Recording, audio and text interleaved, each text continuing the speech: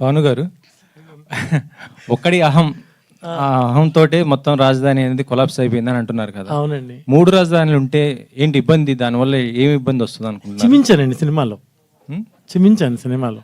చూపించారా? చూపించానండి. 3 రాజధానులు ఉంటే ఏంటి, 1 రాజధాని ఉంటే ఏంటి చెప్పాను. 3 అమ్మలు ఉంటే ఏంటి, 3 నాన్నలు ఉంటే ఏంటి, అలాగే ఇది కూడా.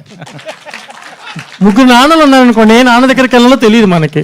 3 అమ్మలు ఉన్నారనుకోండి, ఏ అమ్మ దగ్గర పడుకోవాలో తెలియదు మనకి. ఒక్క రాజధానిలోనే రైతులు ఉంటారు కదా, 3 ప్రాంతాల్లో కూడా రైతులు ఉంటారు కదా. అవును. మరి ఆ 3 ప్రాంతాల్లో రైతులు ఉన్నప్పుడు అక్కడ రైతులు కూడా ఉపయోగపడుతుంది కదా, మిగతా వర్గాలకు కూడా ఉపయోగపడుతుంది కదా. Definitely sir. ఏ రైతు దగ్గరికి వచ్చి భూమి అడిగారో వాళ్ళే ఇచ్చారు. ఇప్పుడు ఆ ప్రాంతానికి వచ్చి భూమి అడిగారు కాబట్టి ఆ ప్రాంత రైతులు ఇచ్చారు. ఇంకో ప్రాంతం దగ్గరికి వెళ్ళి ఉంటే ఆ ప్రాంత రైతులు ఇచ్చేవారేమో కదా సార్. మనం ఎవరినైతే అడిగి తీసుకున్నారో వాళ్ళ ఇబ్బందులు చూపిస్తున్నాం. నేను వెళ్ళలేదు వాళ్ళకి అత్త ఇవ్వడానికి, నేను వెళ్ళడం కాదు. వాళ్ళు అక్కడ జరిగిన నష్టాన్ని చూసి నేను సినిమా తీస్తున్నాను. వాళ్ళు వచ్చి అడిగారు, వీళ్ళు ఇచ్చారు కాబట్టి నేను ఈ ప్రాంతం గురించే చెప్పాలి కదా సార్ కథలో. ట్రైలర్లో ఇంకోటి చూపించారు, ప్రజల్ని సోమరులు చేస్తున్నారు అని అంటున్నారు. అంటే సంక్షేమ పథకాలను ప్రజలను సోమరులు చేస్తాయా సార్? నేను చెప్పింది ఆ సెన్స్ కాదు సార్. అంటే మీరు ఆ డైలాగ్ విని దాన్ని ఆపాదిస్తున్నారు. దాని ముందు ఉండే సీక్వెన్స్ అంటే ఏపీలో జరుగుతున్న సిచ్యువేషన్ కాబట్టి అక్కడ ప్రభుత్వం ఏపీ కాదు సార్. నేను చెప్పింది కదా, రాజధాని ఏపీకి సంబంధించిందే కదా. ఒక 1 సెకండ్, మీరు అడిగింది కరెక్టే. ఇప్పుడు సెన్సార్ ప్రాబ్లమ్స్ కానీ ఇంకోటి కానీ ఇంకో ఇష్యూస్లో కానీ ఫిక్షనల్గా కథ చెప్పాలి మనం. రియలిస్టిక్గా చెప్పడానికి లేదు మనకు హక్కు. పొలిటీషియన్స్ ఎవరైనా తిట్టుకోవచ్చు, ఎవరైనా మాట్లాడుకోవచ్చు, బూతులు మాట్లాడవచ్చు, కానీ సినిమా వాడు మాత్రం ప్రత్యక్షంగా చెప్పకూడదు.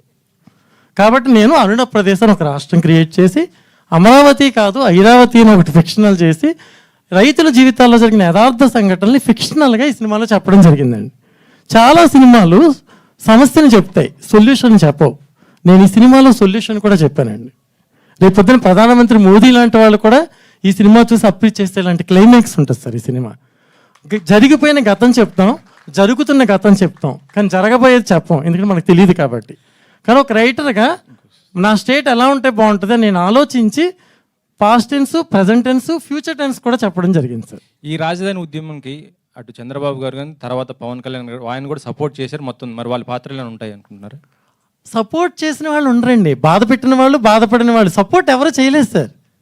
మీరు అనుకుంటున్న చంద్రబాబు నాయుడు గారు, మీరు అనుకుంటున్న పవన్ కళ్యాణ్ గారు, ఇంకెవరైనా కావచ్చు. నేను వాళ్ళ దగ్గరికి వెళ్ళి అడిగినప్పుడు వాళ్ళ బాధపడమే చూశాను, ఎవరో వాదార్చడం నేను చూడలేదండి ఎవరిని.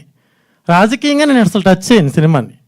వాళ్ళని ఎవరు వాదార్చారు రియల్గా అంటే, ఎవరు వాదార్చకే కదా రోడ్ల మీద తిరిగారు, ఎవరు వాదార్చకే కదా పాదయాత్ర చేశారు, ఎవరు వాదార్చకే కదా అలా తిరుగుతూనే ఉన్నారు, ఇంకా పోరాడుతూనే ఉన్నారు. ఇన్ని రోజుల నుంచి టెంటల దగ్గర కూర్చుని వాళ్ళ ఉద్యమాన్ని కొనసాగిస్తూనే ఉన్నారు ఇన్ని సంవత్సరాలుగా. ఎవరు వాదారిస్తే ఆ వాదార్పు దొరికేదిగా వాళ్ళకి? దొరకలేదు సార్ వాళ్ళకి వాదార్పు. నేను వాదార్చాలనుకున్నాను. నాకు తెలిసిన యాంగిల్లో సామాజిక బాధ్యత అన్న రవిశంకర్ గారు సినిమాని. ఇది ఎందుకు తీస్తున్నారు సార్, దీనివల్ల ప్రాబ్లమ్స్ ఉంటాయి కదా అంటే, సినిమా అంటే వ్యాపారమే కాదు సామాజిక బాధ్యత కూడా. ఆ పదం నేను ఇప్పటివరకు సినిమాల్లో వినలేదండి, నాకు ఎవరు చెప్పలేదు. సో సామాజిక బాధ్యతతోనే నేను డైరెక్షన్ చేశాను సార్ సినిమా. దీనికి పొలిటికల్ హంగులు అలాంటివి నేను పెట్టుకోలేదు సార్. ఇప్పుడు తెలుగుదేశం పార్టీ కానీ బీజేపీ